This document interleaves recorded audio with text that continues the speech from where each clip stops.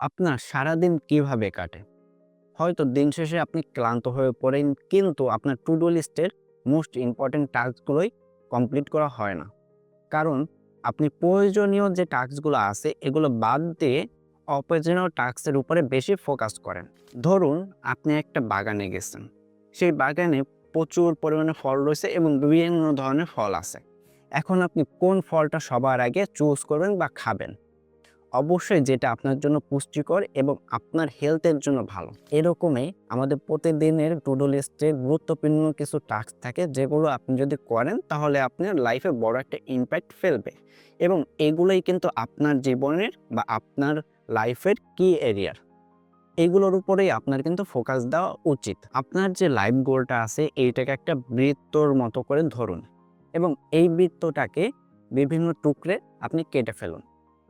এই প্রত্যেকটা টুকরো কিন্তু এক একটা টাস্ককে রিপ্রেজেন্ট করে।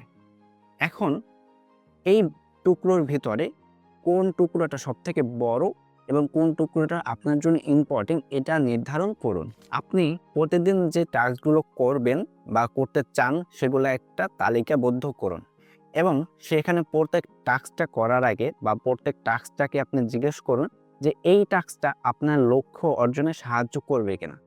যদি আপনাকে লক্ষ্য অর্জনে সাহায্য করে ওই টাস্কটা, সেইটাই আপনার জীবনের জন্য কি এরিয়াস এবং এইটার উপরেই আপনাকে বেশি পরিমাণে ফোকাস করতে হবে। যখন আপনি আপনার জীবনের কি এরিয়াসগুলোতে ফোকাস করবেন, তখন আপনি আপনার লক্ষ্য অর্জনে খুব দ্রুতই কাজ করতে পারবেন।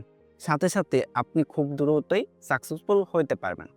আমাদের সময় লিমিটেড, তাই আমাদের উচিত এই যে কি এরিয়াসগুলো আছে এগুলোর উপর ফোকাস করে তাড়াতাড়ি সাকসেসটা গেইন করা। অ্যানাদার, আমরা কিন্তু বিভ্রান্তিকর জীবনে থাকি, যে আমরা জানি না যে এইটা কি করতে হবে। আমরা অপরিচনীয় জিনিসের উপরে বেশি ফোকাস করি।